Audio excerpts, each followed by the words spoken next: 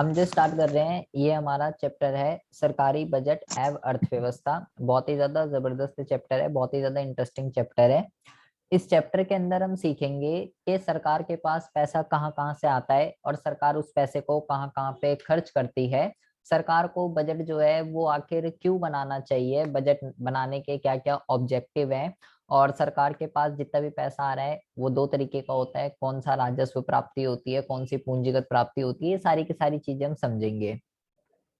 But पहले कुछ ये पॉइंट बता रहा है जिसे आपको ध्यान में रखना है।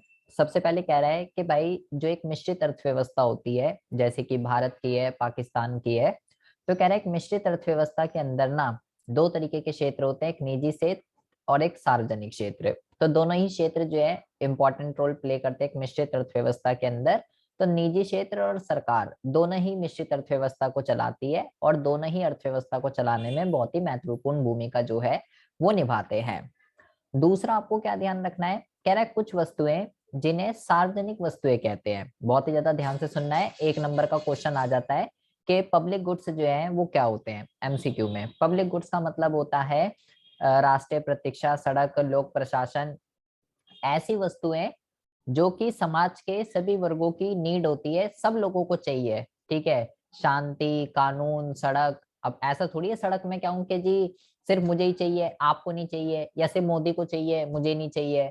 सड़क एक ऐसी चीज है भाई, हर बंदे को चाहिए। हर बंदा आने जाने के लिए, ट्रांसपोर्टेशन पर्पस के लिए यूज करता है। हर बंदा चाहता है कि उसके देश का कानून जो है वो अच्छा हो। हर बंदे को कानून चाहिए। हर बंदे को बॉर्डर के ऊपर सुरक्षा चाहिए। कोई सैनिक मेरे लिए थोड़ी ना खड़ा हुआ है कि मेरे को गोली लग जाएगी, ना आपके लिए खड़ा हुआ है, वो पूरे देश के लिए खड़ा हुआ है। तो ऐसी वस्तुएं, कानून, शांति, प्रशासन, सड़क, लोक प्रशासन, ये सारी की सारी चीजें ऐसी होती हैं जो समाज के सभी वर्गों की नीड होती है, उसे पब्लिक गुड्स कहते हैं। एक तो होते हैं पब्लिक गुड्स और एक होते हैं निजी वस्तुएं, जैसे कि कपड़ा, कार, ये वाले, ये इनसे भिन्न होते हैं और इनकी प्राप्ति बाजार तंत्र से नहीं हो सकती। अर्थात व्यक्तिगत उपभोक्ताओं और उत्पादकों के बीच सम व्यवहारों से नहीं ली जा सकती, इसके लिए सरकार की आवश्यकता पड़ती है। क्या कह रहा है ये, दो तरीके की वस्तुएं बोली, एक तो इसने बोली सार्वजनिक वस्तु, एक इसने बोली निजी वस्तु। कह रहा है निजी वस्तु जो है ये तो फिर भी आपको, चलो निजी वस्तु जो है ये तो आपको फिर भी जो है प्राइवेट वाला प्रोड्यूसर आपको दे देगा, लेकिन ये जो चीजें होती है सार्वजनिक वस्तु, इसके लिए आपको सरकार की ही जरूरत पड़ेगी, ये आपको कोई भी प्राइवेट प्रोड्यूसर जो है अवेलेबल नहीं करा सकता है। उसके बाद कह रहा है सरकार अपनी कर व व्यय नीति के द्वारा आय को इस प्रकार से वितरण करने का प्रयास करती है जो कि समाज के द्वारा उचित माना जाता है।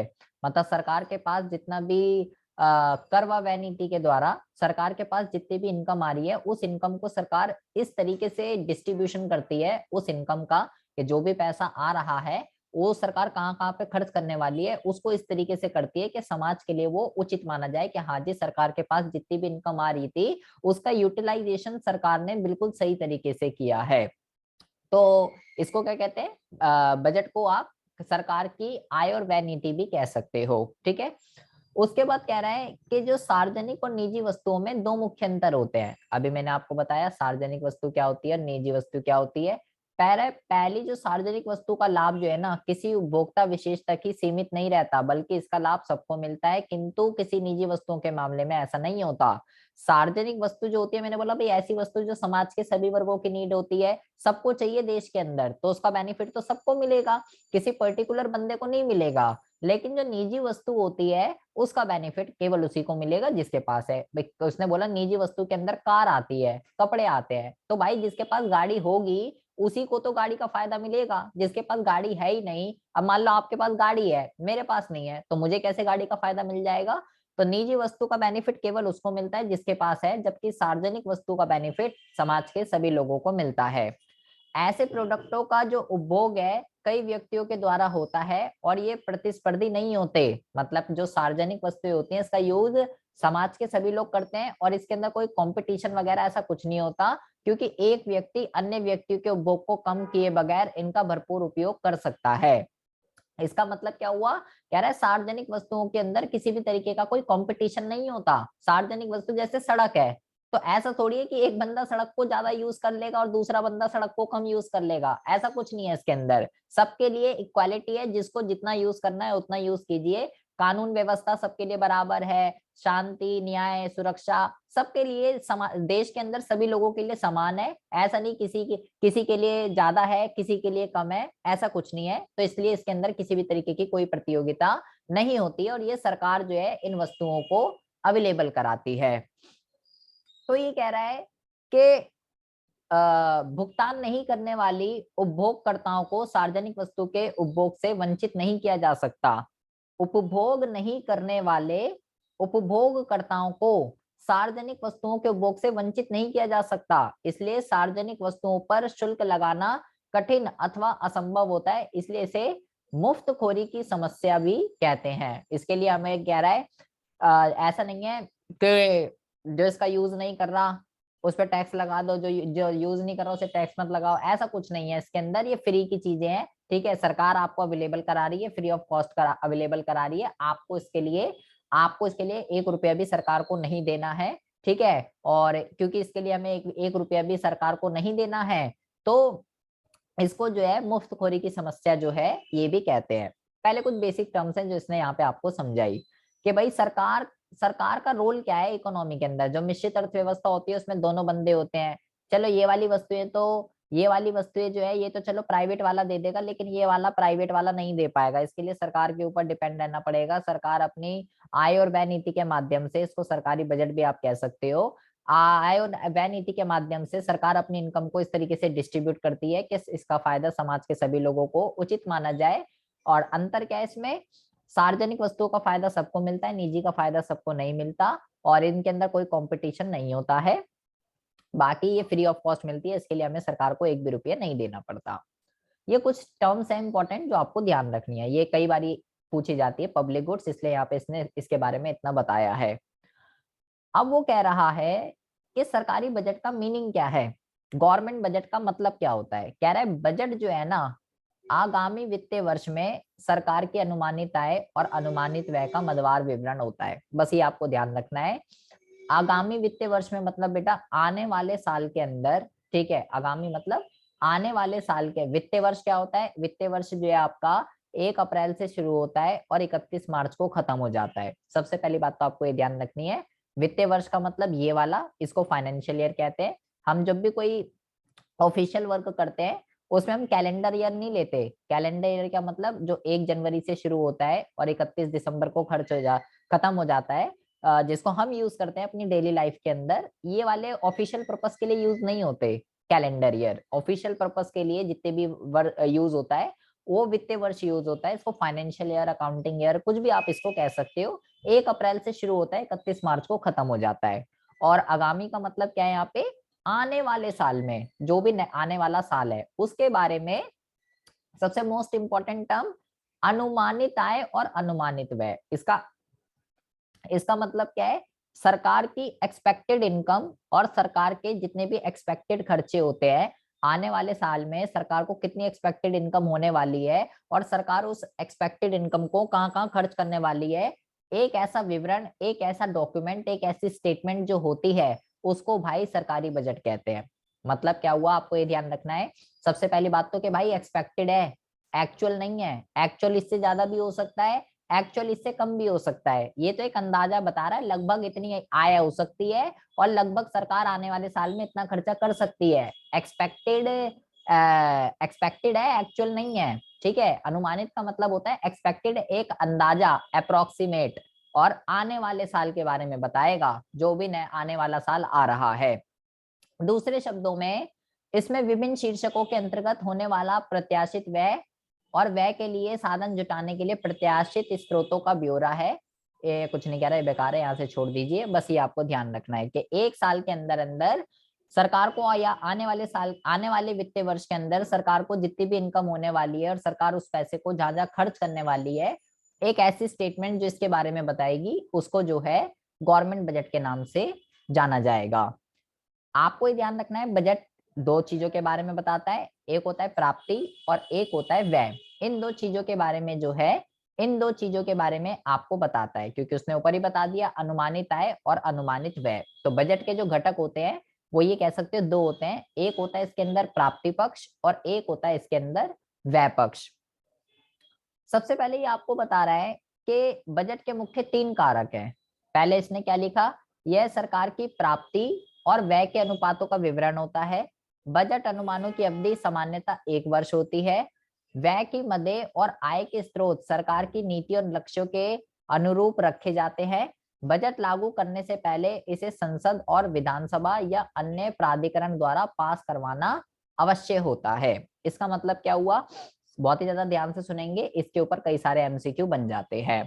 सबसे पहली बात तो उसने पहले ही बता दिया कि भाई आय के बारे में और व्यय के बारे में ये एक ऐसा डॉक्यूमेंट है जो इसके बारे में बताएगा। बजट की जो टाइम पीरियड होता है वो केवल 1 साल का ही होता है। हर साल आपको ये ध्यान रखना है, हर साल 1 फरवरी को सरकार जो है अपना बजट प्रस्तुत करती है। और जितने भी व्यय की मदें और आय के स्रोत सरकार की नीति और लक्ष्यों के अनुरूप रखे जाते हैं। मतलब कि सरकार के पास जितने भी पैसे आ रहे हैं और सरकार जितना भी पैसा खर्च करने वाली है, इन सब चीजों को देखते हुए पॉलिसीज और ऑब्जेक्ट जो है वो डिटरमाइन किए जाते हैं। और चाहे केंद्र सरकार हो चाहे राज्य सरकार हो, दोनों ही सरकारों को बजट बनाना पड़ता है। अपनी फाइनेंशियल रिपोर्ट के बारे में इंफॉर्मेशन देनी पड़ती है। केंद्र सरकार जो है वो संसद के अंदर और राज्य सरकार जो है वो विधानसभा के अंदर अपना बजट प्रस्तुत करती है। ध्यान रखना है, केंद्र सरकार कहाँ करती है, संसद के अंदर, और राज्य सरकार कहाँ करती है, विधानसभा के अंदर बजट को प्रस्तुत करती है। जो केंद्र सरकार का जो बजट होता है उसको जो है यूनियन बजट के नाम से भी जाना जाता है। और हर साल 1 फरवरी को बजट आता है। ठीक है, ये आपको ध्यान रखना है। और बजट कौन प्रस्तुत करता है, जो भी फाइनेंस मिनिस्टर होता है वो जो है बजट को प्रस्तुत करता है। ये आपको ध्यान रखना है। 1 नंबर के क्वेश्चन इस पे कई बार एग्जाम में पूछे जाते हैं। तो बजट एक ऐसे डॉक्यूमेंट है, एक ऐसी स्टेटमेंट है जो आने वाले साल में सरकार को कहाँ कहाँ से इनकम होने वाली है और सरकार उस पैसे को कहाँ कहाँ खर्च करने जा रही है, उसका एक इन्फो आपको जो देगा वो बजट कहलाता है। इनकम और एक्सपेक्टेड खर्चे, 1 साल का इसका टाइम पीरियड होता है। 1 फरवरी को आता है। केंद्र सरकार को संसद में, राज्य सरकार को विधानसभा में पहले इसको पास करवाना पड़ता है, तब वो अप्लाई होता है। और इसकी अवधि 1 साल की होती है। 1 अप्रैल से शुरू होकर 31 मार्च को ये क्लोज हो जाता है। और इनकम और एक्सपेंडिचर के अकॉर्डिंगली पॉलिसी एंड ऑब्जेक्ट जो है वो डिटरमाइन किए जाते हैं। अच्छा, बजट क्यों बनाना चाहिए, बजट के क्या क्या उद्देश्य हैं, बहुत ही ज्यादा ध्यान से देखेंगे, एग्जाम के पॉइंट ऑफ व्यू से इंपॉर्टेंट है। 1 नंबर का क्वेश्चन आ सकता है एमसीक्यू में। पहले तो भाई देखो, कोई भी सरकार हो उसका सीधा सीधा है आर्थिक विकास की गति को तेज करना। आर्थिक विकास का मतलब लाइक अपनी जीडीपी वगैरह को बढ़ाना। ठीक है, लोगों का लिविंग स्टैंडर्ड बेटर से बेटर करना, अर्थव्यवस्था के अंदर वस्तुओं और सेवाओं के प्रवाह के अंदर वृद्धि करना।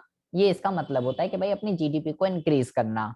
प्लस इसलिए सरकार बजट बनाती है कि कैसे भी करके जीडीपी इंक्रीज हो, नए नए सरकार इन्वेस्टमेंट के प्रोजेक्ट लगाए और सरकार रोजगार के नए अवसर निर्माण करके गरीबों को अधिक से अधिक सामाजिक लाभ देकर गरीबी और बेरोजगारी को दूर करती है। हम जानते ही हैं भारत के अंदर जो है बेरोजगारों की संख्या इतनी ज्यादा है कि भाई एक अलग से देश बन जाए। तो सरकार बजट इसलिए बनाती है, बजट को बनाने का ऑब्जेक्ट ये है कि जितने भी बेरोजगार लोग हैं उनको निवेश के नए नए अवसर खोल के रोजगार की अपॉर्चुनिटी प्रदान करे, उनको काम धंधा दे और गरीबी और बेरोजगारी को दूर करे। प्लस आय की विषमता दूर करने के लिए या आय का पुनः वितरण के लिए, मतलब कि भारत के अंदर क्या है, भारत के अंदर जो है इनकम इनक्वालिटीज है। इनकम इनक्वालिटीज का क्या मतलब है कि अमीरों की कुछ और इनकम है, गरीबों की कुछ और इनकम है। जैसे कि अमीर और गरीब के बीच का जो अंतर है ना, वो भारत के अंदर बहुत ही ज्यादा है। एक डॉक्टर एक ऑपरेशन करके 1 घंटे में 1 लाख रुपए कमा रहा है। वही बेचारा एक गरीब है जो 1 साल में 1 लाख रुपए नहीं कमा पा रहा। ये 1 साल में 1 लाख नहीं कमा पा रहा और वो बंदा 1 घंटे में 1 लाख कमा रहा है। तो ये जो गैप है ये बहुत ही ज्यादा है। सरकार बजट के माध्यम से इस गैप को कम करने का प्रयास करती है। अमीरों की इनकम पे टैक्स और गरीबों को आर्थिक सहायता देती है ताकि ये जो गैप है अमीर और गरीब का ये खत्म हो सके। प्लस अगला जो ऑब्जेक्ट है, सरकार बजट क्यों बनाती है, संसाधनों के उचित आवंटन। मतलब कि हमने बोला कि एक मिश्रित अर्थव्यवस्था के अंदर एक तो होता है आपका निजी क्षेत्र और एक होता है आपका सार्वजनिक क्षेत्र। तो निजी क्षेत्र जो होता है वो बेसिकली लाभ कमाने के उद्देश्य से काम करता है, बेसिकली अमीरों के लिए गुड्स बनाता है। ठीक है। और सार्वजनिक क्षेत्र लाभ कमाने के उद्देश्य से नहीं, सार्वजनिक क्षेत्र सामाजिक कल्याण के लिए काम करता है, लोगों के कल्याण के लिए काम करता है, गरीबों के लिए काम करता है। ठीक है। तो भाई अगर सरकार ना हो, अगर सरकार ना हो तो निजी क्षेत्र वाला तो अमीरों के लिए वस्तु बना देगा, लाभ कमाएगा और उन्हीं को गुड्स मिलते रहेंगे। लेकिन गरीबों के लिए कौन काम करेगा? गरीबों के लिए भी तो कोई चाहिए, तो उसके लिए सरकार काम करती है। और सरकार ये भी देखती है कि भाई मैं तो कर ही रही हूँ और निजी वाला भी आए, हाँ, इस तरफ समाज के कल्याण के लिए काम करे।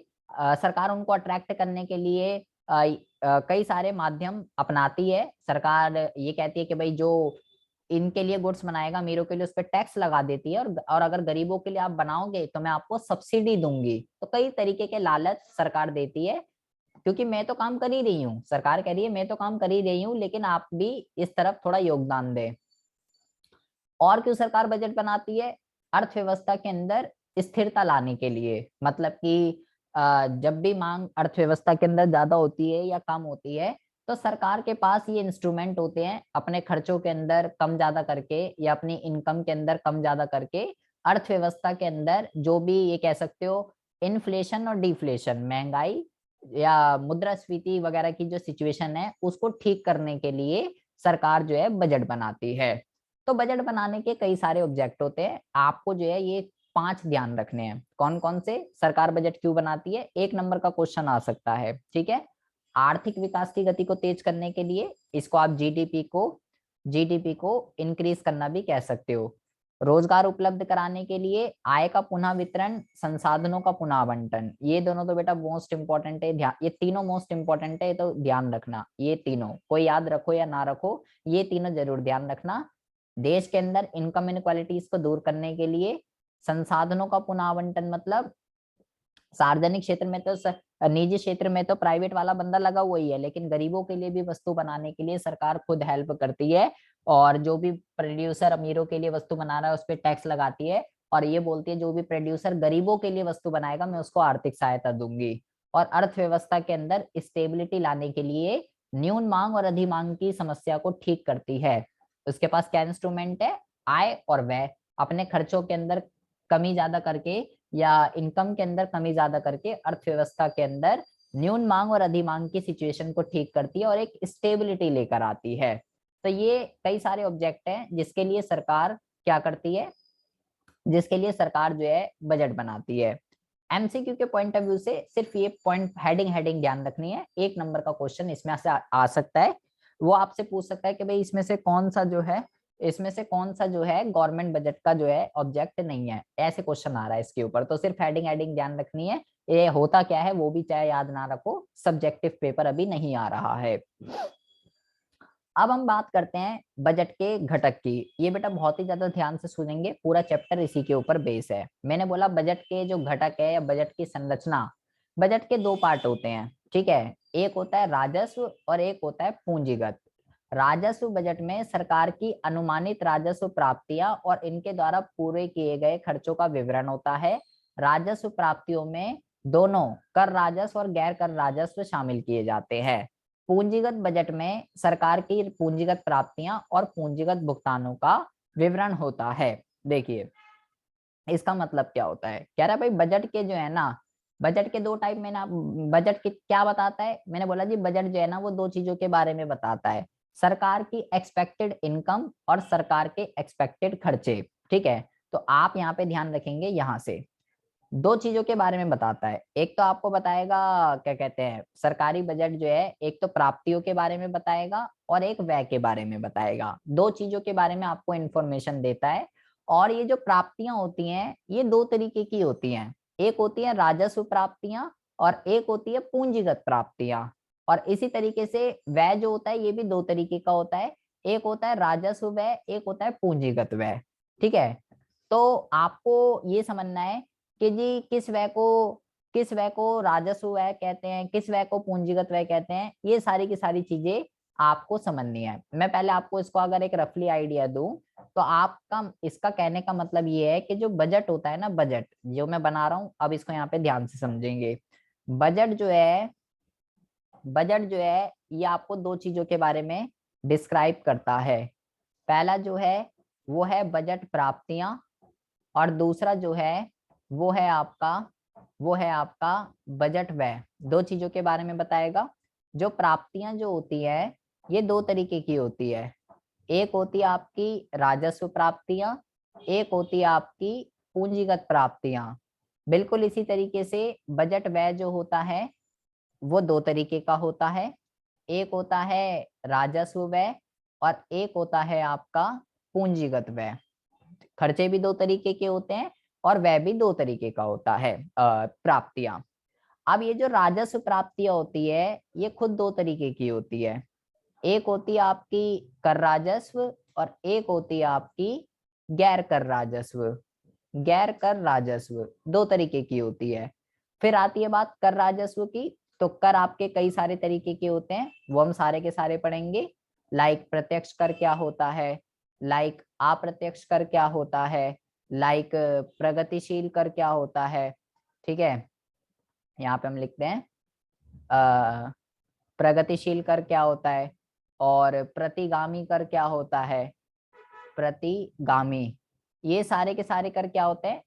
और भी कई सारे तरीके के कर होते हैं बट हमें ये चारों पढ़ने हैं एग्जाम के पॉइंट ऑफ व्यू से, ये है। तो पहले ये आपको पढ़ाएगा बजट प्राप्तियां क्या होता है, राजस्व प्राप्ति किसको कहते हैं, पूंजीगत प्राप्ति किसको कहते हैं, कर क्या होता है, गैर कर क्या होता है, प्रत्यक्ष कर किसको कहते हैं, अप्रत्यक्ष किसको कहते हैं, प्रगतिशील किसको कहते हैं और प्रतिगामी किसको कहते हैं। फिर आता है बजट व्यय के ऊपर। बजट व्यय के ऊपर आपको ये बताएगा राजस्व व्यय क्या होता है, पूंजीगत व्यय क्या होता है। और इसके अंदर, और ये भी कह सकते हो इसी के अंदर दो टाइप इसके और कह सकते हो। ठीक है, एक आप इसको कह सकते हो योजना व्यय और एक आप इसको कह सकते हो गैर योजना व्यय। गैर योजना व्यय, ये सारी की सारी चीजें हमको पढ़नी है। ठीक है, ये पहले बजट प्राप्तियां पढ़ेंगे फिर बजट व्यय के बारे में पढ़ेंगे। ये पूरा स्ट्रक्चर है बजट का। तो वन बाय वन बहुत ही ज्यादा ध्यान से सुनेंगे कौन सी चीज जो है, कौन सी चीज जो है क्या होती है। सबसे पहले हम बात करते हैं, सबसे पहले हम बात करते हैं प्राप्ति पक्ष का बारे में पूरा का पूरा, कि भाई बजट प्राप्ति क्या होती है, राजस्व प्राप्ति क्या होती है, पूंजीगत प्राप्ति क्या होती है। पहले हम इसके बारे में बात करेंगे। सबसे पहले ये कह रहा है कि भाई बजट प्राप्तियों की अगर हम बात करें, बजट प्राप्ति का मतलब है कि एक साल के अंदर अंदर सरकार को सभी स्रोतों से मिलने वाली अनुमानित मौद्रिक प्राप्तियां, मतलब कि सरकार को एक साल के अंदर अंदर टोटल जितनी भी एक्सपेक्टेड इनकम होने वाली है वो सब बजट प्राप्तियों के अंदर आती है। और ये दो तरीके की होती है, राजस्व और पूंजीगत, जैसे मैंने ऊपर आपको बताया। और अगर बजट व्यय की बात करें तो कह रहा है इसका अभिप्राय एक वित्तीय वर्ष की अवधि में सरकार द्वारा विभिन्न मदों के ऊपर किए जाने वाले अनुमानित व्यय से है। मतलब कि सरकार के पास एक साल के अंदर अंदर जहां जहां से पैसा आ रहा है वो तो सरकार की अनुमानित मौद्रिक प्राप्तियां हैं, और एक साल के अंदर अंदर सरकार उस पैसे को जहां जहां पे खर्च करने वाली है वो जो है सरकार की अनुमानित व्यय कहलाता है। जैसे प्राप्तियां जो है ये दो तरीके की होती हैं, राजस्व प्राप्तियां और पूंजीगत प्राप्तियां।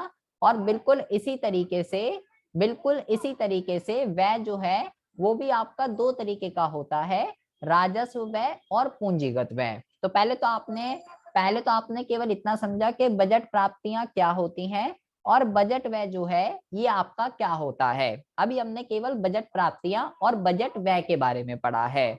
अब वन बाय वन हम डिटेल में पढ़ेंगे। पहले प्राप्ति पक्ष के बारे में पढ़ेंगे और उसके बाद जो है व्यय पक्ष के बारे में पढ़ेंगे। सबसे पहले हम बात करते हैं राजस्व प्राप्ति, हमने पढ़ ली तो इसने आपको पढ़ाया कि राजस्व बजट प्राप्तियां जो है ये दो तरीके की होती है। पहले होती है राजस्व प्राप्ति और फिर जो होती है पूंजीगत प्राप्ति। राजस्व प्राप्ति मैंने आपको बताया दो तरीके की होती है, कर राजस्व और गैर कर राजस्व। और कर कई सारे तरीके के होते हैं, प्रत्यक्ष कर और अप्रत्यक्ष कर। तो वन बाय वन आपको बहुत ही ज्यादा डिटेल से समझना है कि कौन सी चीज जो है ये क्या होती है। देखिए सबसे पहले हम बात करते हैं कि राजस्व प्राप्ति जो है ये क्या होती है, कौन सी प्राप्तियों को राजस्व प्राप्ति बोलेंगे। आपको बस ध्यान रखना है जहां पे भी राजस्व आ जाए ना, राजस्व जहां पे भी आ जाए, चाहे प्राप्ति हो चाहे व्यय हो, आपको बस इतना ध्यान रखना है कि राजस्व नेचर की, चाहे प्राप्ति हो चाहे व्यय हो, ये सरकार की एसेट और सरकार की लायबिलिटी, ये सरकार की एसेट और सरकार की लायबिलिटी पे जो है इफेक्ट नहीं डालती है। ये आपको जो है ध्यान रखना है। एसेट को क्या कहते हैं?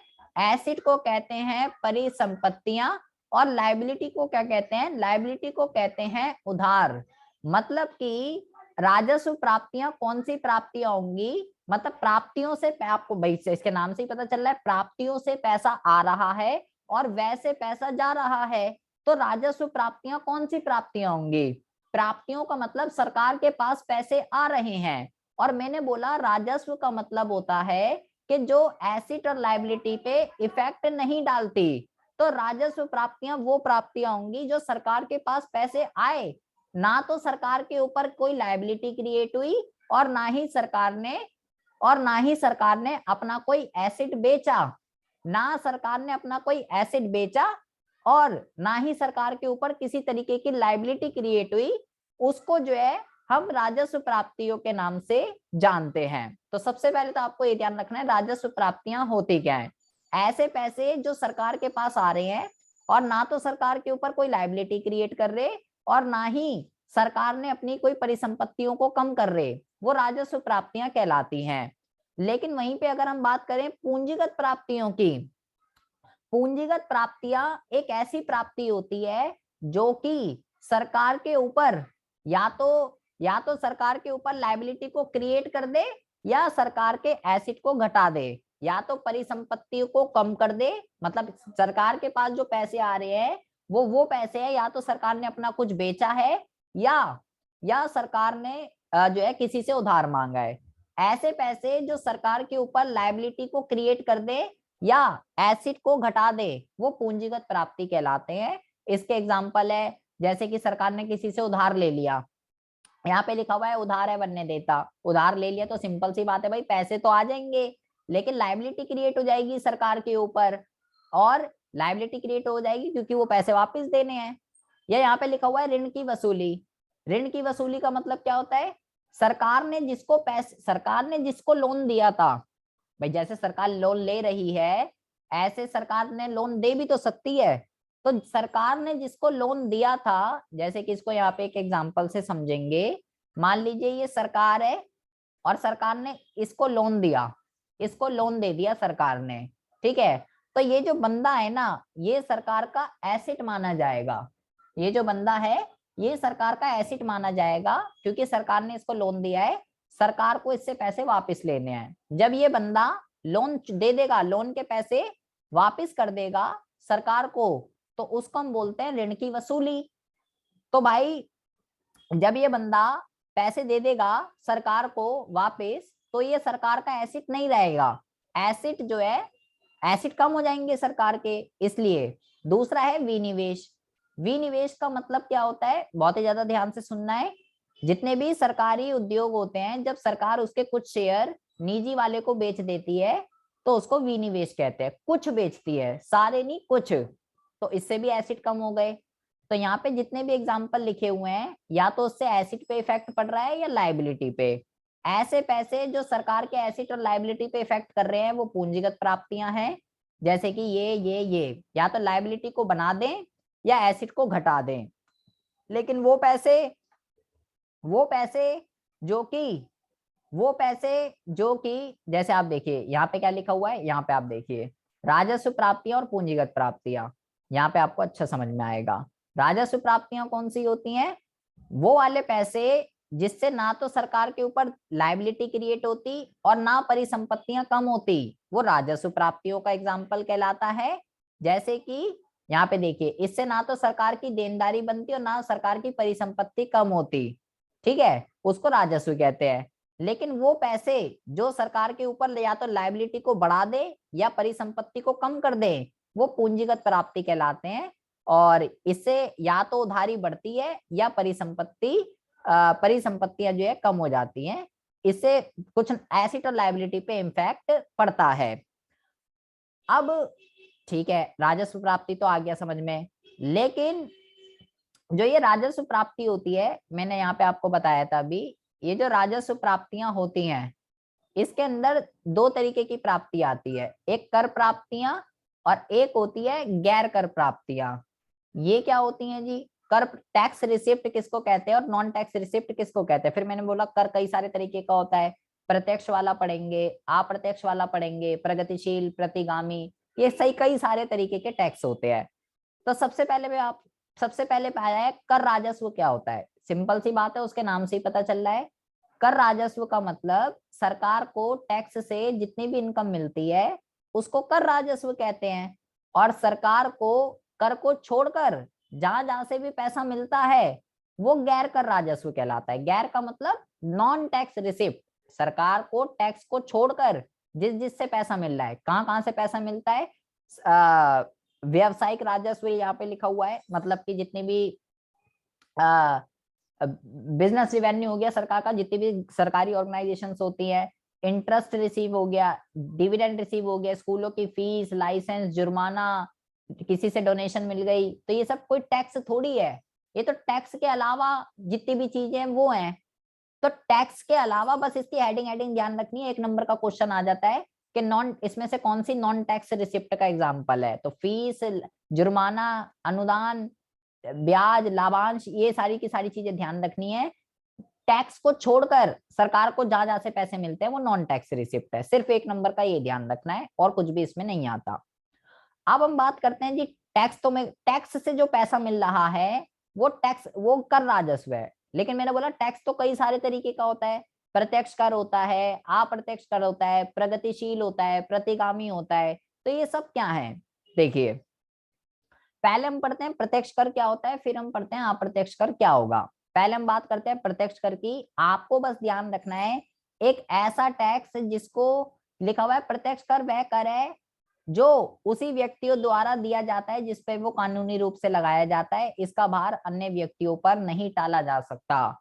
मतलब कि जिसका बर्डन, जिस टैक्स का बर्डन दूसरे व्यक्ति पे नहीं टाला जा सकता वो टैक्स उसी को पे करना पड़ेगा, उसको डायरेक्ट टैक्स कहते हैं, जैसे इनकम टैक्स, वेल्थ टैक्स। और वो टैक्स प्रत्यक्ष अप्रत्यक्ष कर वह कर होते हैं जो लगाए तो किसी एक व्यक्ति पर जाते हैं किंतु इसका आंशिक या पूर्ण रूप से भुगतान किसी अन्य व्यक्ति को करना पड़ता है। इसके कर के भार को, इसमें कर के भार को टाला जा सकता है। जैसे कि ये सारे हो गए, या जीएसटी लिख सकते हो, जीएसटी एक इनडायरेक्ट टैक्स का एग्जांपल है। शॉर्ट में आपको बस ये ध्यान रखना है, शॉर्ट में आपको ये ध्यान रखना है जिस कर के भार को टाला जा सकता है वो प्रत्यक्ष कर होता है, जिस कर के भार को जिस कर के भार को टाला नहीं जा सकता वो प्रत्यक्ष कर होता है, जिस कर के भार को टाला जा सकता है वो अप्रत्यक्ष कर होता है। इसके एग्जाम्पल है इनकम टैक्स, वेल्थ टैक्स, इसका एग्जाम्पल है जीएसटी या वैट या सेल टैक्स, कुछ भी कह सकते हो। और आपको क्या ध्यान रखना है, और आपको ये ध्यान रखना है कि जो प्रत्यक्ष कर होते हैं ना, प्रत्यक्ष कर, इनका जो नेचर होता है वो होता है प्रगतिशील, ये प्रगतिशील नेचर के होते हैं। और जो इनका जो नेचर होता है वो होता है प्रतिगामी, प्रतिगामी। अब क्वेश्चन ये है जी ये क्या होता है प्रगतिशील और प्रतिगामी। प्रगतिशील का मतलब होता है कि जैसे जैसे इनकम बढ़ती है, जैसे जैसे इनकम बढ़ती है टैक्स रेट भी बढ़ती रहती है, जैसे जैसे इनकम घटती है टैक्स रेट भी घटती रहती है। ऐसे टैक्स जिसमें टैक्स की रेट फिक्स नहीं होती, जितनी ज्यादा इनकम उतना ज्यादा टैक्स, जितनी कम इनकम उतना कम टैक्स, तो ऐसे कर को प्रगतिशील कहते हैं। और ये कह सकते हो जिसमें टैक्स की रेट फिक्स होती है, ठीक है, जिसमें टैक्स की रेट फिक्स होती है, रेट कोई चेंज नहीं होती, फ्लक्चुएट नहीं होती, जैसे जीएसटी है, सरकार ने फिक्स कर दिया जी इतना ही रहेगा, जो मर्जी करो आप, कुछ भी करो, 18% का सर्विस टैक्स, इतना परसेंट ये, इतना परसेंट ये, वो जो है प्रतिगामी होते हैं। इनका जो भार है प्रगतिशील का अमीर लोगों पर ज्यादा पड़ता है, और इसका जो भार है प्रतिगामी का ये गरीब लोगों पर ज्यादा पड़ता है, क्योंकि इसमें टैक्स की रेट फिक्स रहती है, अमीरों गरीबों सबको बराबर देना है। और प्रगतिशील उसमें जिसकी ज्यादा इनकम उतना ज्यादा टैक्स, तो ज्यादा इनकम किसकी होगी, अमीर की होगी। तो प्रत्यक्ष कर वो कर होते हैं जिसका भार टाला नहीं जा सकता, उसी व्यक्ति को देना पड़ता है, नेचर में प्रगतिशील होते हैं, अमीरों पर भार ज्यादा पड़ता है। प्रगतिशील का मतलब when income increase rate of interest rate of tax increase, when income decrease rate of tax decrease, but प्रतिगामी एक ऐसा टैक्स होता है जो कि अप्रत्यक्ष कर सारे के सारे प्रतिगामी नेचर के होते हैं। गरीबों पर इनका भार ज्यादा पड़ता है क्योंकि इसमें टैक्स की रेट फिक्स रहती है। अमीरों गरीबों सबको एक ही तरीके से पे करना पड़ता है। इसका भार दूसरे व्यक्तियों पर टाला जा सकता है। एग्जाम्पल है जीएसटी। इतनी बात आपको जो है ध्यान रखनी है कि कर क्या होता है। सरकार को टैक्स से जितनी भी इनकम होती है वो कर राजस्व कहलाती है।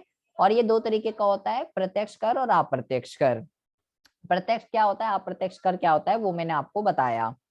तो भाई मैंने आपको ये बताया राजस्व प्राप्ति क्या होती है, कर प्राप्तियां क्या होती है, प्रत्यक्ष कर क्या होगा और अप्रत्यक्ष कर क्या होगा। बाकी गैर कर राजस्व, टैक्स को छोड़कर सरकार को जितने भी पैसे मिल रहे हैं वो नॉन टैक्स रिसिप्ट का एग्जाम्पल है। एंड इसकी सिर्फ हेडिंग हेडिंग ध्यान रखनी है, इसमें और भी ऐसा कुछ खास नहीं है। तो सबसे पहले तो आपको राजस्व प्राप्ति पूंजीगत प्राप्ति क्या होती है ये कॉन्सेप्ट क्लियर होना चाहिए। जिससे एसेट और लायबिलिटी पे इफेक्ट नहीं पड़ रहा वो राजस्व है, जिससे पड़ रहा है वो पूंजीगत है। प्रत्यक्ष और अप्रत्यक्ष क्या होता है और क्या कहते हैं नॉन टैक्स रिसिप्ट के क्या एग्जाम्पल होते हैं, ये बहुत ही ज्यादा इंपॉर्टेंट है एग्जाम के पॉइंट ऑफ व्यू से।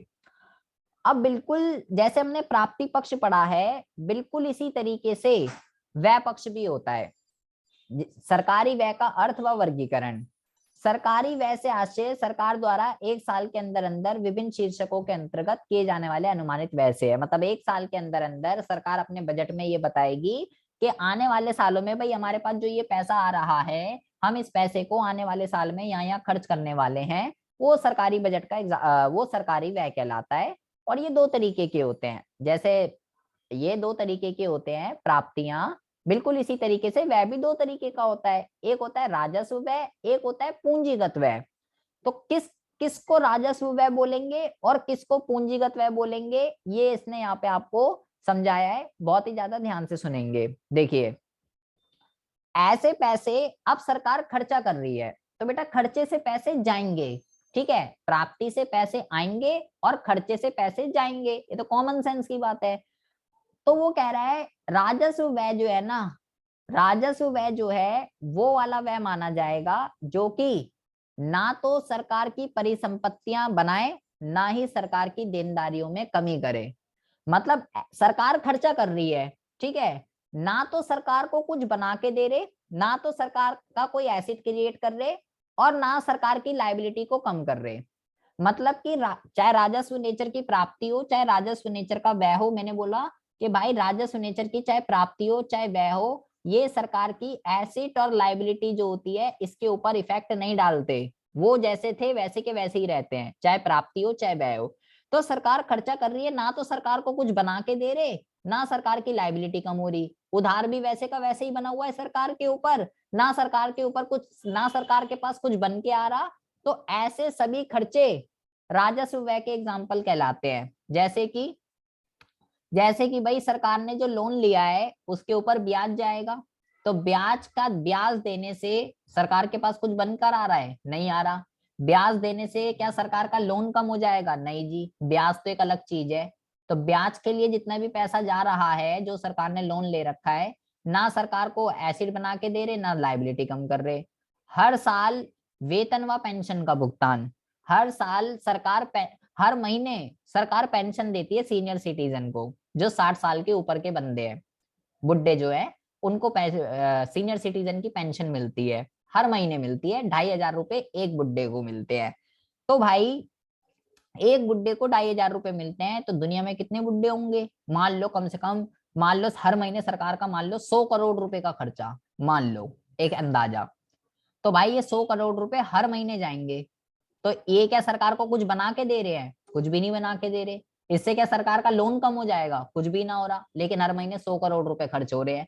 तो भाई ऐसे पैसे जो खर्च हो रहे हैं, हर महीने हर साल खर्च होते हैं, लेकिन सरकार को कुछ भी बना के नहीं दे रहे, ना सरकार की लायबिलिटी को कम कर रहे। हर महीने सैलरी जा रही है, ठीक है, गवर्नमेंट उनकी एम्प्लॉयज की शायद सब्सिडी दे रही है सरकार, कंज्यूमरों को भी दे रही है, प्रोड्यूसरों को भी दे रही है, डोनेशन दे रही है, free education, government school, government hospital, ये जो सारी की सारी चीजें हैं ये खर्चा कर रही है सरकार। तो क्या सरकार को कुछ मिल रहा है इससे, सरकार को ना एसिड मिल रहा ना सरकार की लायबिलिटी कम हो रही। तो ऐसे खर्चे राजस्व व्यय का एग्जाम्पल हैं। लेकिन ऐसे खर्चे जो सरकार को या तो कुछ बनाकर दे दें, कोई एसिड बनाकर दे दें, या सरकार की लाइबिलिटी को कम कर दें, वो पूंजीगत व्यय का एग्जाम्पल कहलाते हैं। जैसे सरकार सड़क पुल बिल्डिंग बनवा रही है, तो भाई सरकार पैसा खर्च कर रही है, तो बदले में कुछ चीज आ रही है ना। सड़क सरकार की प्रॉपर्टी है, पुल सरकार की प्रॉपर्टी है, सरकारी स्कूल, सरकारी हॉस्पिटल, वो बिल्डिंग किसकी है? प्रिंसिपल की थोड़ी है, टीचर की थोड़ी है, वो बिल्डिंग सरकार की है, सरकार की प्रॉपर्टी है। स्कूलों के अंदर जो डेस्क है सरकार की प्रॉपर्टी है, स्कूल के अंदर जो पंखे हैं सरकार की प्रॉपर्टी है, सरकारी हॉस्पिटल्स के अंदर जो भी बेड है, जितनी भी इक्विपमेंट है, मशीन्स है, किसकी है? वो सब सरकार की है भाई। तो ऐसा खर्चा जो सरकार कर रही है, स्कूलों का निर्माण, हॉस्पिटल का निर्माण, सड़क पुल, ये सब जो भी निर्माण कर रही है, इससे सरकार के पास कुछ चीज बनकर आ रही है, परिसंपत्तियां बन रही हैं इससे।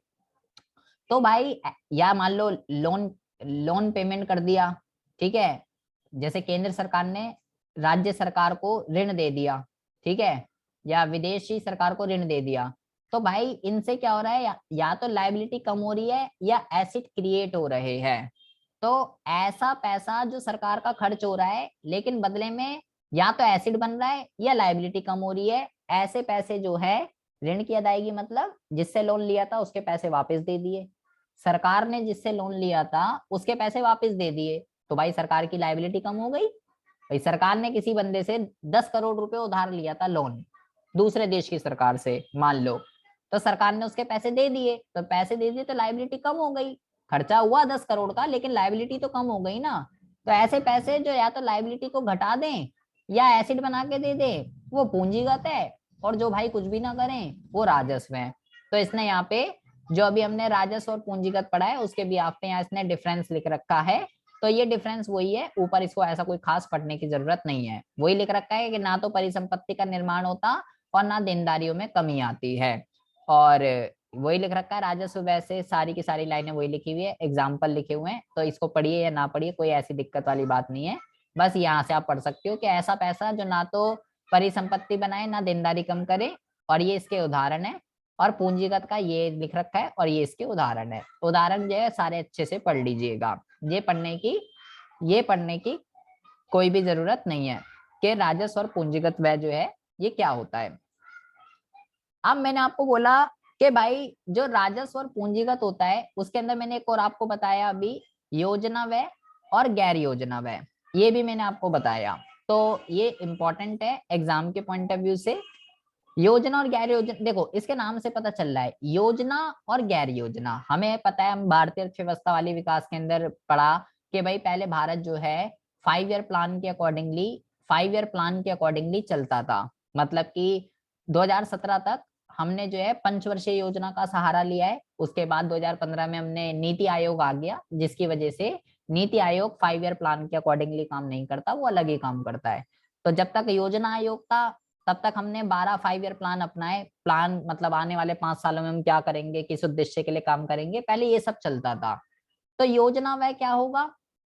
योजना वह वो होगा भाई, सरकार ने बोला अपने प्लान के अंदर, मान लो सरकार ने 12वां प्लान जो था 2012 से 2017 जिसका टाइम पीरियड था, अगर सरकार उसमें बोल दे कि जी मैं इस लोकेलिटी में 5 स्कूल और इस लोकेलिटी में 5 हॉस्पिटल बनवाऊंगी, तो भाई वो प्लान के अंदर है। जो खर्चा सरकार ने अपने प्लान में डिफाइन कर रखा है वो योजना व्यय होता है।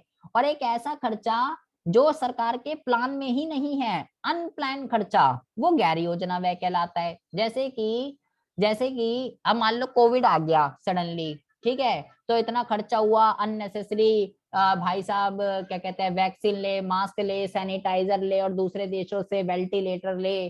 तो ये सरकार का अनएक्सपेक्टेड खर्चा है, सरकार ने सोचा नहीं था कि ऐसा कुछ करना पड़ जाएगा, और लोगों को खाना पीना रहना ये वो फलाना, इतनी सारी चीजें सरकार ने, इसके लिए कोई प्लान थोड़ी ना कर रखा था, पहले से अनप्लान था। तो जिसके बारे में पहले प्लान ना किया गया हो, सडनली कोई खर्चा आ जाए, कई बाढ़ आ गई, भूकंप आ गया, तहस नहस हो गया, तो वो गैर योजना होता है। और जिसके बारे में पहले से प्लान किया गया हो वो योजना व्यय कहलाता है, और जो सरकार के 5 ईयर प्लान में भी पहले से मेंशन होता है। तो यहाँ पे भी आपको लिखा हुआ है कि इसका अभिप्राय उस अनुमानित व्यय से है जिसे चालू पंचवर्षीय योजना में शामिल परियोजना और कार्यक्रमों के लागू करने पर खर्च करने का प्रावधान बजट में किया हो। बजट में ऐसे खर्चों का प्रावधान योजना व्यय कहलाता है, मतलब जिसके बारे में पहले से डिफाइन किया गया हो कि 5 ईयर प्लान में जिसमें डिफाइन किया गया है वो योजना व्यय, और जिसको 5 ईयर प्लान में डिफाइन नहीं किया गया हो वो गैर योजना व्यय का एग्जाम्पल कहलाता है। तो आपको सबसे पहले तो ये सारी की सारी चीजें आपको ध्यान रखनी है कि योजना व्यय क्या होता है और गैर योजना व्यय क्या होता है, एंड राजस्व व्यय क्या होता है और पूंजीगत व्यय क्या होता है। उसके बाद ये जो विकासात्मक और गैर विकासात्मक है ये हमारे सिलेबस के अंदर नहीं है, ठीक है, ये आपको नहीं पढ़ना है। बस आपको इतना ध्यान रखना है, कि वो खर्चा जो कि सरकार, देखो विकासात्मक का क्या मतलब है, डेवलपमेंट एक्सपेंडिचर, वो खर्चा जो सरकार कर रही है और इससे देश का विकास हो रहा है वो विकासात्मक होता है, और वो खर्चा जिससे देश का कोई भी विकास वगैरह जो है नहीं होता वो गैर विकासात्मक कहलाता है। हमारे ये सिलेबस के अंदर नहीं है तो आप इसको जो है छोड़ सकते हो, बस इनके नाम से याद रखना है। वो खर्चा जिससे देश का विकास हो रहा है वो विकासात्मक है, और जिससे कुछ भी नहीं हो रहा वो गैर विकासात्मक जो है वो कहलाता है। अब देखिए, अब जो है यहाँ पे बहुत ही ज्यादा ध्यान से सुनेंगे, यहाँ पे जो है यहाँ से आपको बहुत ही ज्यादा ध्यान से सुनना है। कह रहा है, अब हम बात करते हैं, इसको तो यहाँ से हटा दीजिए। अब हम बात करते हैं बजट के प्रकार की। बजट जो है वो कई तरीके का होता है, ठीक है, बेसिकली 3 तरीके का होता है। एक होता है संतुलित बजट, एक होता है घाटे का बजट, और एक होता है बचत का बजट। तो पहले 1 बाय 1 समझेंगे कि कौन सा बजट क्या होता है। सबसे पहले हम बात करते हैं संतुलित बजट की। सरकार का वह बजट जिसमें सरकार की अनुमानित प्राप्तियां सरकार के अनुमानित व्यय के बराबर दिखाई गई है उसे संतुलित बजट कहते हैं। उसके नाम से ही पता चल रहा है। संतुलित का मतलब क्या होता है, संतुलित का मतलब होता है बैलेंस, तो जिसमें सरकार की एक्सपेक्टेड इनकम और एक्सपेक्टेड खर्चे दोनों बराबर होते हैं, वो सरकार की क्या कहलाती है, वो सरकार का संतुलित बजट कहलाता है। तो पहला जो बजट होता है वो तो होता है संतुलित। दूसरा जो बजट होता है उसको कहते हैं बचत का बजट। मतलब कि जब बजट में सरकार की प्राप्तियां सरकार के खर्चों से अधिक दिखाई जाती है, मतलब जब सरकार के पास पैसे ज्यादा आ रहे होते हैं और सरकार खर्चा कम कर रही होती है, तो ऐसे बजट को जो है बचत का बजट के नाम से जाना जाता है। जब पैसे ज्यादा आ रहे होंगे और खर्चा कम हो रहा है, और जब पैसे और खर्चा दोनों बराबर होगा तो वो क्या होगा, वो संतुलित बजट का एग्जाम्पल कहलाएगा। और तीसरा जो होता है वो होता है घाटे का बजट। घाटे का जो बजट होता है वो होता है जब सरकार के पास पैसे कम आ रहे होते हैं लेकिन सरकार खर्चा ज्यादा कर रही होती है। देखिए यहाँ पे कह रहा है भाई घाटे का बजट क्या है, जब सरकार की प्राप्तियां कम होती हैं और सरकार खर्चा ज्यादा कर रही होती है, तो उस बजट को हम क्या कहते हैं, उस बजट को जो है घाटे के बजट के नाम से जानते हैं। तो बजट जो है वो बेसिकली 3 तरीके का होता है, ये आपको जो है ध्यान रखना है। पहले तो आप मुझे बताइए कि इतनी बात समझ में आ रही है या ऊपर से जा रही है। अब हमने ये पढ़ा कि जो बजट होता है ना, बजट 3 तरीके का होता है। यहाँ पे अगर हम समझे इसको, बजट जो होता है, बजट 3 तरीके का होता है। सबसे पहला जो होता है ये होता है संतुलित बजट, दूसरा जो होता है ये होता है घाटे का बजट, और तीसरा जो होता है इसको कहते हैं बचत का बजट। अब ये जो घाटे का बजट जो होता है, तीनों मैंने आपको बताया कि भाई जब सरकार की अनुमानित आय और अनुमानित व्यय जब दोनों बराबर होता है तो वो होता है संतुलित। जब सरकार की आय कम रह जाती है, व्यय ज्यादा होता है, तो वो होता है घाटे का। और जब सरकार की आय जो है वो ग्रेटर देन हो जाती है व्यय से, तो वो होता है बचत का। अब ये जो घाटे का ये जो बजट होता है ये खुद 3 तरीके का होता है कि घाटा किस वजह से हो रहा है। सबसे पहला जो होता है वो होता है राजस्व घाटा, दूसरा जो होता है वो होता है राजकोषीय घाटा, और तीसरा जो होता है वो होता है प्राथमिक घाटा। एग्जाम के पॉइंट ऑफ व्यू से मोस्ट इंपॉर्टेंट है, तीनों के तीनों कंपलसरी है, गारंटीड है, क्वेश्चन इसके ऊपर आएगा ही आएगा। राजस्व घाटा क्या होता है, इसका फॉर्मूला क्या है, राजकोषीय घाटा क्या होता है, इसका फॉर्मूला क्या है, और प्राथमिक घाटा क्या होता है और इसका फॉर्मूला जो है वो क्या होता है। तो देखिए बहुत ही ज्यादा ध्यान से देखेंगे। सबसे पहले हम बात करते हैं सबसे पहले हम बात करते हैं बजट घाटा क्या है। तो उसने पहले ही बता दिया कि बजट घाटे का मतलब है जब सरकार का कुल व्यय जो है सरकार की कुल प्राप्तियों से अधिक हो जाता है तो उसको बजट घाटा कहते हैं। सरकार खर्चा ज्यादा कर रही है और सरकार के पास पैसे कम आ रहे हैं तो वो बजट घाटा होगा। बजट घाटे का जो फॉर्मूला है, ये फॉर्मूला आपको बेटा ध्यान रखना है, 1 नंबर का क्वेश्चन जो आजकल न्यूमेरिकल इसके अंदर आ रहा है, तो ये आपको ध्यान रखना है। कुल व्यय माइनस कुल प्राप्तियां जो है ये बजट घाटे का फॉर्मूला है। अब ये 3 तरीके का होता है, राजस्व, राजकोषीय और प्राथमिक। तीनों के तीनों फॉर्मूले, 4 फॉर्मूले हैं, ये टोटल 4 फॉर्मूले आपको घोलकर पी जाने हैं। सबसे पहला है राजस्व घाटा। राजस्व घाटे का मतलब जब राजस्व घाटा कब होता है, यहाँ पे लिखा हुआ है कुल राजस्व व्यय माइनस कुल राजस्व प्राप्तियां। जब सरकार की केवल राजस्व नेचर की, मैंने आपको बोला जी बजट क्या है, जो सरकार की आय और सरकार के व्यय के बारे में बताता है। आय भी 2 तरीके की होती है और व्यय भी 2 तरीके का होता है, दोनों मैंने आपको बताया, राजस्व व्यय पूंजीगत व्यय, राजस्व प्राप्तियां पूंजीगत प्राप्तियां। तो जब केवल राजस्व नेचर का व्यय, केवल राजस्व नेचर का ज्यादा हो जाता है राजस्व नेचर की प्राप्तियों से, तो उसको हम क्या कहते हैं, उसको हम कहते हैं राजस्व घाटा। और जब दूसरा जो है वो है राजकोषीय घाटा। राजकोषीय घाटा क्या होता है, एक तो ये फॉर्मूला ध्यान रखना है आपको, या आप ये भी कह सकते हो कि राजकोषीय घाटा जो है ना वो सरकार की उधार के बराबर होता है। राजकोषीय घाटा सरकार के उधार के बराबर होता है। सरकार जितना भी उधार ले रही है, जितना भी ऋण ले रही है, जितना भी साख, जितनी भी बोराइंग्स उसने की है, वो राजकोषीय घाटा होता है।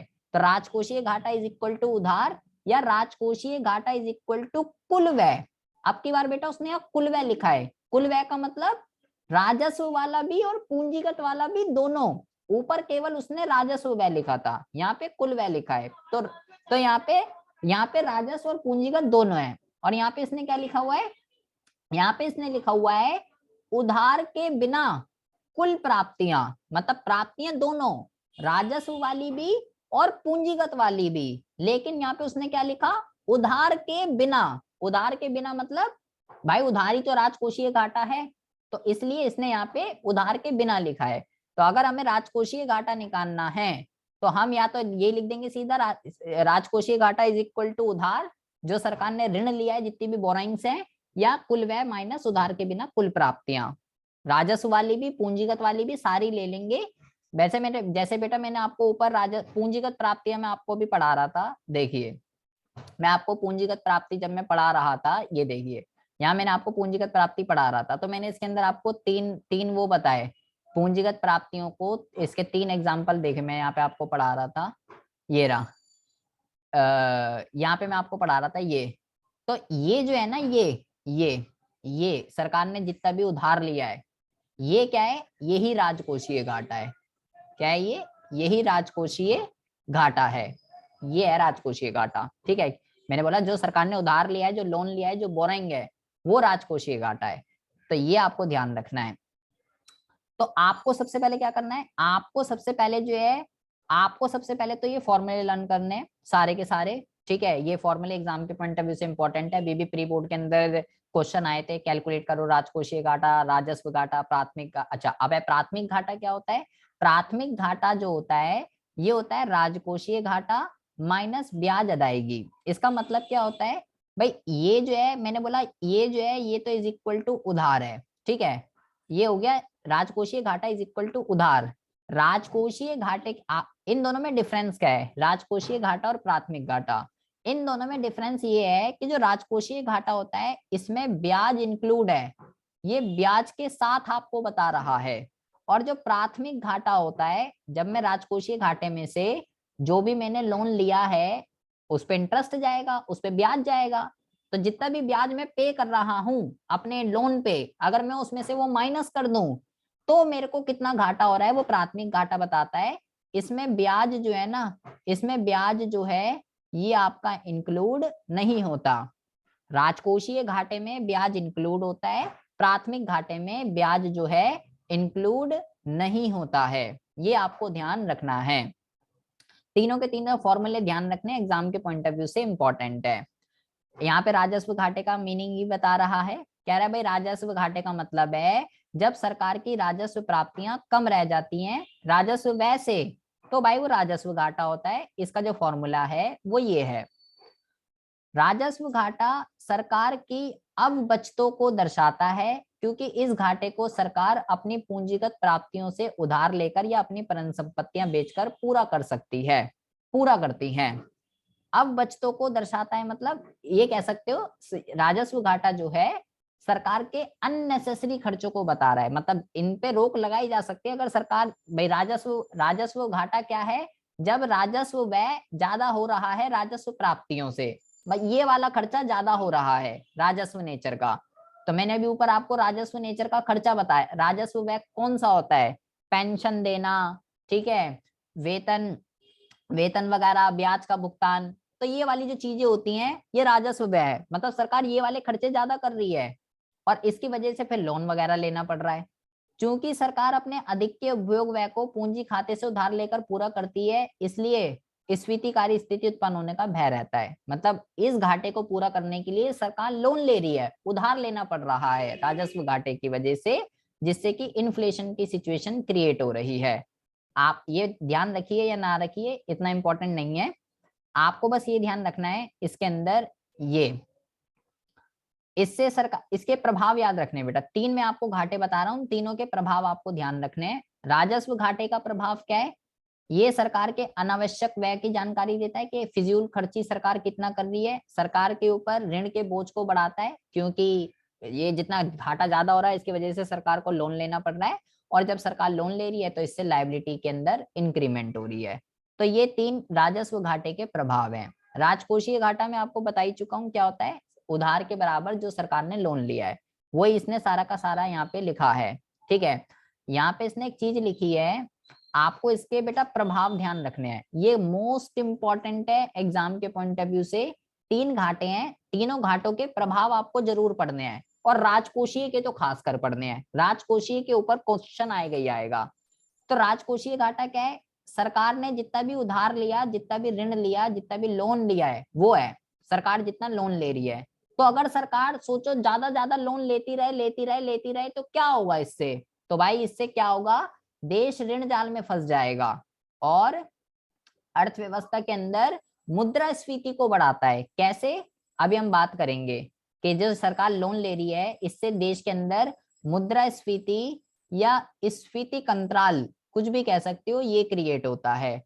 और भाई जब सरकार लोन पे लोन लेती रहेगी तो आने वाली पीढ़ी पे भी बर्डन पड़ेगा, और देश का जो है ग्रोथ एंड डेवलपमेंट नहीं हो पाएगी, क्योंकि सरकार डेप्ट ट्रैप में जो है फंस चुकी है, पहले अपना लोन चुकाएगी, ब्याज देगी, तब तो देश की तरफ ध्यान जाएगा। तो क्वेश्चन ये है इससे मुद्रास्फीति कैसे होती है, क्योंकि मैंने बोला जब सरकार लोन ले रही है वो राजकोषीय घाटा है, तो लोन किससे ले रही है, सरकार लोन जो है आरबीआई से ले सकती है, दूसरे देशों की सरकारों से ले सकती है। अब देखो यहाँ पे क्या लिखा हुआ है, जब लोन लेने से क्या होता है, स्फीतिकारी स्थिति पैदा होने की संभावना बनी रहती है। स्फीतिकारी का मतलब देश के अंदर महंगाई बढ़ती है, ठीक है। स्फीतिकारी स्थिति क्या होती है, महंगाई का बढ़ना स्फीतिकारी सिचुएशन कहलाती है। कह रहा है क्योंकि घाटे को पूरा करने के लिए सरकार आरबीआई से क्या लेती है, ऋण लेती है।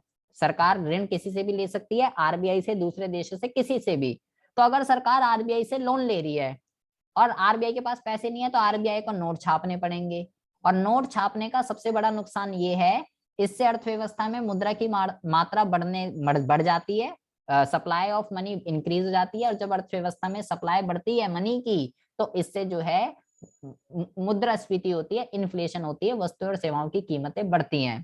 तो रोज नोट क्यों नहीं छप सकते, इसी वजह से नोट छापने का सबसे बड़ा नुकसान क्या है, इससे अर्थव्यवस्था के अंदर मुद्रा की पूर्ति बढ़ जाती है, जिससे महंगाई बढ़ती है। इसी तरीके से चलो ये तो आरबीआई का हो गया। अगर मैंने बोला सरकार दूसरे देशों से ले ले, विदेशों से, तो अगर सरकार विदेशों से ऋण लेती है तो उससे क्या होता है, इससे विदेशों पर निर्भरता बढ़ जाती है, अब हम दूसरे देशों पे डिपेंड हो गए। तो अब जब हम दूसरे देशों पे, जब हम किसी के ऊपर डिपेंड हो जाते हैं तो फिर वो बंदा हमारे को, वो चाहता है फिर जैसे मैं चाहता हूँ वैसा ही होता रहे। भाई आप किसी से बार बार पैसे लेते रहोगे तो वो समझ जाएगा ये तो मेरे ऊपर डिपेंड है, मैं जैसा बोलूंगा अब ये वैसे ही करेगा। तो जब आप दूसरे देशों से उधार लोगे तो विदेशों पर निर्भरता हमारी बढ़ जाएगी, जिससे उधार देने वाला देश भारत में आर्थिक और राजनीतिक हस्तक्षेप करता है, इंटरफेयर करेगा वो आपकी कंट्री के अंदर, जिससे कि हमारी फ्रीडम पे इफेक्ट पड़ सकता है। और भाई जैसे जैसे सरकार ज्यादा लोन लेती रहेगी, जितना ज्यादा लोन उतना ज्यादा, सिंपल सी बात है, ब्याज भी तो उतना ज्यादा देना पड़ेगा। वैसे वैसे भविष्य में बढ़ते ब्याज के साथ साथ ऋण वापस करने की देनदारी भी बढ़ती है, तो ये ऋण फंदे का रूप धारण कर लेती है, मतलब डेप्ट ट्रैप। सरकार जो है बुरी तरीके से फंस जाती है, लोन भी देना है, ब्याज भी पे करना है, देश की तरफ भी ध्यान देना है, जीडीपी को भी बढ़ाना है, तो ये एक बहुत खतरनाक सिचुएशन होती है। तो इसके प्रभाव बेटा जरूर पढ़ लीजिएगा। और इस अब आता है प्राथमिक घाटा। प्राथमिक घाटा क्या होता है, मैंने बताया कि इसका फॉर्मूला होता है राजकोषीय घाटा माइनस ब्याज अदायगी। प्राथमिक घाटे को राजकोषीय घाटा और माइनस ब्याज अदायगी के रूप में परिभाषित किया जाता है। मतलब राजकोषीय घाटा और सरकार ने जितना भी ब्याज पे किया है उसका जो अंतर है, उसका जो डिफरेंस है, वो प्राथमिक घाटा है। प्राथमिक घाटा किस चीज को शो करता है, ये बेटा बहुत ही ज्यादा ध्यान से समझना है।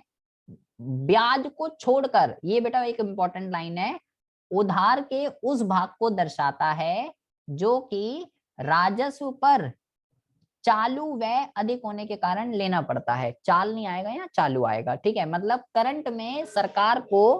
करंट ईयर में सरकार को इंटरेस्ट को छोड़कर कितने लोन की रिक्वायरमेंट है, कितने उधार की जरूरत है, उस चीज को जो है ये इंडिकेट करता है।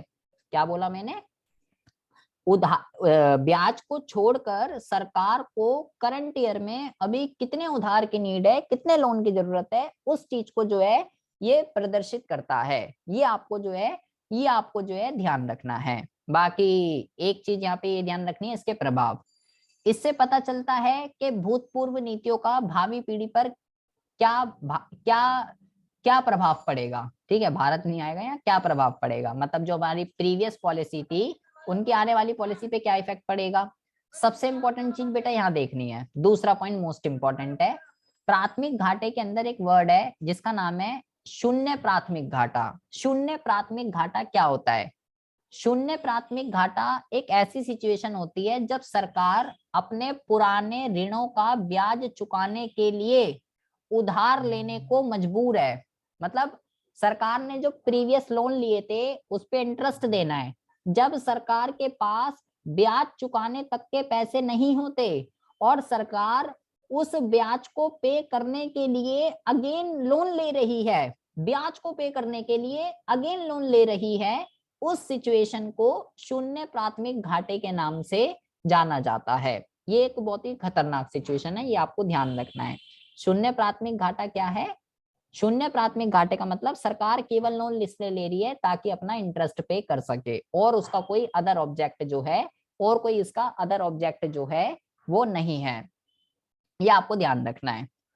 बस ये वाला पॉइंट तो जरूर ध्यान रखिएगा। प्राथमिक घाटे के अंदर ये जो है क्या दर्शाता है, ये ब्याज अदायगियों को छोड़कर राजकोषीय घाटे को पूरा करने के लिए सरकार को उधार जरूरतों को दर्शाता है। मतलब ब्याज के बिना सरकार को कितने उधार की जरूरत है अपने फिस्कल डेफिसिट को पूरा करने के लिए, उस चीज को जो है ये इंडिकेट करता है। इतनी चीजें आपको ध्यान रखनी है इस चैप्टर के अंदर। शून्य प्राथमिक घाटा ये आपको ध्यान रखना है। बाकी बेटा एक चीज और इसके अंदर आपको ध्यान रखनी है, एक वर्ड है जिसका नाम है राजकोषीय अनुशासन। राजकोषीय अनुशासन जो है ये क्या होता है, इसके ऊपर क्वेश्चन आ रहा है आजकल, ये बहुत ही ज्यादा इंपॉर्टेंट है। अभी मैंने आपको बोला जी बजट का मतलब होता है सरकार के आय और व्यय के बारे में आपको बताता है। तो राजकोषीय अनुशासन एक ऐसी स्थिति होती है, एक ऐसी सिचुएशन होती है जिसमें सरकार अपनी आय और अपनी व्यय इसके अंदर क्या करती है, इसके अंदर जो है बैलेंस बनाने का जो है प्रयत्न करती है कि कैसे भी करके मेरी इनकम और एक्सपेंडिचर वो क्या हो जाए, बराबर हो जाए। लाइक संतुलित बजट जैसे मैंने आपको बताया, जिसमें सरकार की इनकम और एक्सपेंडिचर दोनों बराबर होते हैं। तो जब मतलब कि सरकार अपने खर्चों के अंदर कमी कर रही है, मतलब सरकार ये देख रही है कि यार मेरे पास लिमिटेड इनकम है, और ये भी करना है, ये भी करना है, ये भी करना है। तो सरकार, जब सरकार अपनी लिमिटेड इनकम को देखते हुए अपने खर्चों पे रोक लगा लेती है, अननेसेसरी फिजूल खर्ची पे रोक लगाने का प्रयास करती है और आय और व्यय में बैलेंस बनाने का प्रयास करती है, तो उस सिचुएशन को जो है राजकोषीय अनुशासन की सिचुएशन कहते हैं। और आपको ये ध्यान रखना है कि भारत के अंदर जो है, भारत के अंदर राजकोषीय घाटा, राजकोषीय अनुशासन एक गंभीर समस्या है। मतलब भारत के अंदर ऐसा नहीं हो सकता कि भाई आय और व्यय के अंदर तालमेल बने। ठीक है, ये एक बहुत ही चैलेंज है इंडिया के अंदर। संतुलित बजट यहाँ पे पॉसिबल अभी अभी की सिचुएशन में नहीं है। ठीक है, यहाँ खर्चा ज्यादा ही होगा क्योंकि अभी हमें एक डेवलपिंग कंट्री भी है, वह हमेशा ज्यादा ही होगा एक्सपेंडिचर से। तो ये हमारे लिए, भारत के लिए हमेशा ये एक चैलेंज है, ये आपको ध्यान रखना है। ठीक है, एक तो ये आपको ध्यान रखना है, एक वर्ड राजकोषीय अनुशासन, और एक वर्ड आपको और ध्यान रखना है बेटा, जिसका नाम है जीरो बेस बजटिंग। इसके ऊपर भी क्वेश्चन एग्जाम में आ रहा है। जीरो बेस बजटिंग जो है ये क्या होती है, इसके नाम से देखो, वो अलग है बेटा, ऊपर जो हमने पढ़ा था वो है शून्य प्राथमिक घाटा। ठीक है, उसका नाम है शून्य प्राथमिक घाटा। ये शून्य प्राथमिक घाटा नहीं है, इसका नाम है जीरो बेस बजटिंग। ये वर्ड अलग है और वो वर्ड अलग है, कहीं कंफ्यूज हो जाओ। जीरो बेस बजटिंग का मतलब क्या होता है, जीरो बेस बजटिंग का इसका नाम है जीरो, सब कुछ जीरो हो जाएगा। मतलब ये कह दीजिए, जब आय और व्यय, जब ये दोनों मिलकर इज इक्वल टू जीरो हो जाते हैं ना, उसको हम क्या कहते हैं, उसको हम कहते हैं जीरो बेस बजटिंग। इसका मतलब क्या होता है, इसका मतलब ये होता है कि भाई मैंने बोला जी, बजट जो है ना, सरकार के पास जितनी भी इनकम है, जितनी आने वाले सालों में एक एक्सपेक्टेड कितनी इनकम आ सकती है, ठीक है, और एक एक्सपेक्टेड कितना खर्चा सरकार कर रही है आने वाले साल में, उसके बारे में बताता है। तो इनकम कितनी आएगी इसके बारे में तो नहीं पता, इनकम कितनी आएगी, लेकिन खर्चा क्या क्या होगा इसके बारे में पता है। जैसे सरकार ने बोला जी मैं ना इस लोकेशन पे एक स्कूल बनवाऊंगी, ठीक है, आने वाले साल में इस लोकेशन पे एक स्कूल बनेगा। तो जीरो बेस बजटिंग कहता है कि मेरे भाई, ये जो आपने ये जो बोला है ना, ये खर्चा करोगे आप, एक स्कूल बनेगा, तो आप हमें जो है ना, जीरो बेस बजटिंग की बता रहा हूँ बेटा, आप हमें एक्सपेक्टेशन मत बताइए, आप एक एक खर्चे के बारे में पूरा अंदाजा लगाइए और बिल्कुल एक एक्यूरेट फिगर बताइए कि एक स्कूल बनने में आपके इतने पैसे खर्च होंगे। सब कुछ एनालाइज करो कि जी ये इतना खर्चा होगा, इस चीज में इतने पैसे जाएंगे, इस चीज में इतने पैसे जाएंगे, सबको एनालाइज करो और एक करेक्ट फिगर बताइए कितना लगेगा। तो भाई सरकार ने करेक्ट एनालाइज कर लिया और देख लिया कि 2 करोड़ रुपए लगेंगे पूरा स्कूल बनाने में, बिल्कुल करेक्ट, ना इससे ज्यादा ना इससे कम, एक एक खर्चा लेबर सब कुछ एनालाइज कर लिया, पूरा अंदाजा लग गया 2 करोड़। तो अब बेटा जितनी भी गवर्नमेंट के पास इनकम आएगी, सरकार का इनकम पे तो कोई वो नहीं है, इनकम तो कितनी भी आ सकती है, ज्यादा भी आ सकती है, कम भी आ सकती है, टैक्स कभी ज्यादा आए कभी कम आए, इनकम पे कंट्रोल नहीं है सरकार का, खर्चे के ऊपर कंट्रोल है। खर्चा वो पूरा कर सकती है, खर्चा ज्यादा कर सकती है, खर्चा कम कर सकती है, खर्चे में कितनी कॉस्टिंग लगेगी वो सब सरकार के हाथों में है। ठीक है, तो अब सरकार ने बता दिया जी 2 करोड़ रुपए लगेंगे, ना इससे ज्यादा ना इससे कम। तो अब जितनी भी इनकम आएगी सरकार के पास, मान लो सरकार के पास जो है 300 करोड़ रुपए टोटल इनकम आ रही है, तो उस 300 करोड़ रुपए में से 2 करोड़ रुपए किसके लिए रख देगी सरकार, स्कूल बनवाने के लिए। और जब प्रॉपर स्कूल बन जाएगा 2 करोड़ रुपए बिल्कुल एक करेक्ट फिगर है, 2 करोड़ से ना ज्यादा ना कम, बिल्कुल सब कुछ अंदाजा लगा दिया, सब कुछ एनालाइज कर लिया। जब पूरा स्कूल बन जाएगा एक भी रुपया नहीं बचेगा, ठीक है, और 2 करोड़ रुपए जितने पैसे आए थे सारे के सारे खर्च हो जाएंगे और आय और माइनस व्यय इज इक्वल टू जीरो हो जाएगा।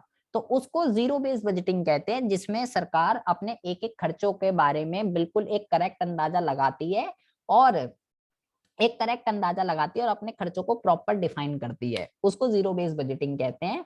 और इसको सबसे पहले शायद पीटर ए पायर उनका नाम है, अमेरिका के वो थे, इन्होंने इनको सबसे पहले इन्होंने इसकी इनोवेशन की थी कि ऐसा भी कुछ हो सकता है।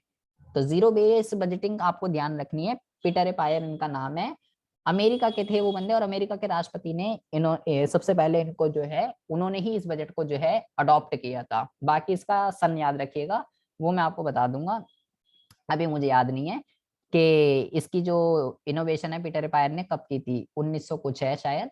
तो ये आपको ध्यान रखना है, ठीक है। तो बजट क्या होता है, कब आता है, कौन करता है। बाकी बेटा ये भी ध्यान रखिएगा अभी फाइनेंस मिनिस्टर कौन है, अभी का बजट किसने किया था, थोड़ी करंट अफेयर की चीजें भी याद रखिएगा। ये सारी की सारी चीजें हैं आपका सरकारी बजट एवं अर्थव्यवस्था वाले चैप्टर के अंदर।